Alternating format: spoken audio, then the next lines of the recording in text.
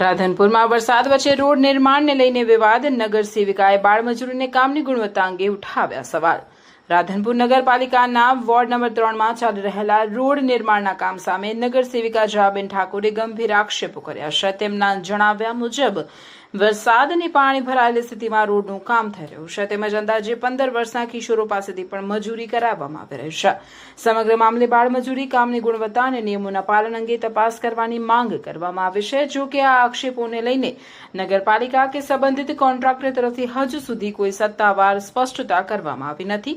વિપક્ષ દ્વારા ઉચ્ચ કક્ષાએ લેખિત રજૂઆત કરી જવાબદારો સામે કાર્યવાહી અને એજન્સીને બ્લેકલિસ્ટ કરવાની માંગ કરવાની પણ જાહેરાત કરવામાં આવી છે. રિપોર્ટર વિપુલભાઈ ચૌધરી, રાધનપુર, પાટણ.